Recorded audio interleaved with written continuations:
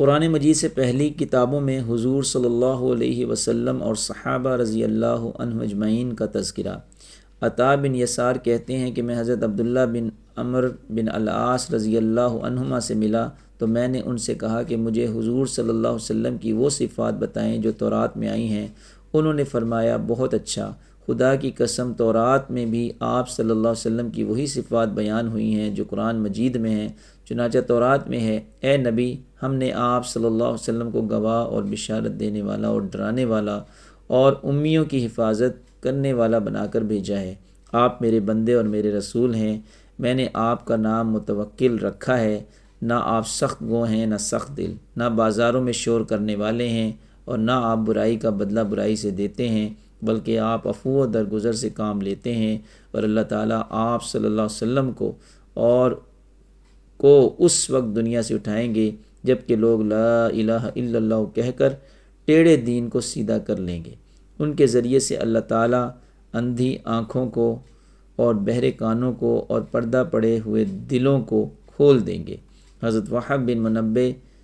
بیان فرماتے ہیں کہ اللہ تعالیٰ نے زبور میں حضرت داؤد علیہ السلام کو یہ وحی فرمائی کہ اے داؤد، تمہارے بعد عنقریب ایک نبی صلی اللہ علیہ وسلم آئے گا جس کا نام احمد صلی اللہ علیہ وسلم اور محمد صلی اللہ علیہ وسلم ہوگا۔ وہ سچے اور سردار ہوں گے، میں ان سے کبھی ناراض نہیں ہوں گا اور نہ ہی وہ مجھے کبھی ناراض کریں گے، اور میں نے ان کی اگلی پچھلی تمام لغزشیں کرنے سے پہلے ہی معاف کر دی ہیں، اور آپ صلی اللہ علیہ وسلم کی امت میری رحمت سے نوازی ہوئی ہے۔ میں نے ان کو وہ نوافل عطا کیے جو انبیاء کو اللہ تعالیٰ سے دعا ہے کہ اللہ تعالیٰ مجھے اور فرض کی جو انبیاء اور رسولوں پر فرض کی عمل کرنے کی توفیق عطا قیامت کے دن میرے پاس اس حال میں آئیں گے کہ ان کا نور انبیاء کے نور جیسا ہوگا۔ اللہ تعالیٰ نے یہاں تک فرما دیا کہ اے داؤد، میں نے محمد صلی اللہ علیہ وسلم کو اور آپ صلی اللہ علیہ وسلم کی امت کو تمام امتوں پر فضیلت دی ہے۔ حضرت عبداللہ بن عمر رضی اللہ عنہما سے حضرت کعب رضی اللہ عنہ سے فرمایا کہ مجھے حضور صلی اللہ علیہ وسلم اور آپ صلی اللہ علیہ وسلم کی امت کی صفات بتائیں۔ انہوں نے فرمایا کہ میں اللہ تعالیٰ کی کتاب تورات میں ان کی یہ صفات پاتا ہوں کہ احمد صلی اللہ علیہ وسلم اور ان کی امت اللہ کی خوب تعریف کرنے والے ہیں، اچھے برے ہر حال میں الحمدللہ کہیں گے، اور چڑھائی پر چڑھتے ہوئے اللہ اکبر کہیں گے، اور نچائی پر اترتے ہوئے سبحان اللہ کہیں گے۔ ان کی آذان آسمانی فضا میں گونجے گی۔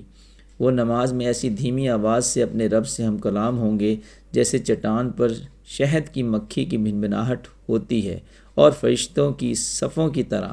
ان کی نماز میں صفیں ہوں گی، اور نماز کی صفوں کی طرح ان کی میدان جنگ میں صفیں ہوں گی۔ اور جب اللہ کے راستے میں جہاد کے لیے چلیں گے تو مضبوط نیزے لے کر فرشتے ان کے آگے اور پیچھے ہوں گے، اور جب وہ اللہ کے راستہ میں صف بنا کر کھڑے ہوں گے تو اللہ تعالیٰ ان پر ایسے سایہ کیے ہوئے ہوں گے۔ انہوں نے اپنے ہاتھ سے اشارہ کر کے بتلایا جیسے کہ گدھ اپنے گھونسلے پر سایہ کرتے ہیں، اور میدان جنگ سے یہ لوگ کبھی پیچھے نہیں ہٹیں گے۔ حضرت کعب رضی اللہ عنہ سے اسی جیسی ایک اور روایت میں بھی منقول ہے جس کا مضمون یہ ہے کہ ان کی امت اللہ کی خوب تعریف کرنے والی ہوگی، ہر حال میں الحمدللہ کہیں گے، اور ہر چڑھائی پر چڑھتے ہوئے اللہ اکبر کہیں گے، اپنی نمازوں کے اوقات کے لیے سورج کا خیال رکھیں گے، اور پانچوں نمازیں اپنے وقت پر پڑھیں گے اگرچہ کوڑے کرکٹ والی جگہ پر ہوں، میان کمر پر لنگی باندھیں گے، اور وضو میں اپنے اعضاء کو دھوئیں گے۔ بس میرے دوستو، اللہ تعالیٰ سے دعا ہے کہ جو کچھ ہم نے پڑھا اور سنا، اللہ تعالیٰ ہمیں اس پر عمل کی توفیق عطا فرمائے، اور اپنے پیارے نبی صلی اللہ علیہ وسلم اور صحابہ کرام رضی اللہ اجمعین سے سچی محبت اور سچی پیروی اور اتباع کرنے کی توفیق عطا فرمائے، اور ان باتوں کو دوسروں تک بھی پہنچانے کی توفیق عطا فرمائے۔ آمین ثم آمین۔ جزاکم اللہ خیرہ۔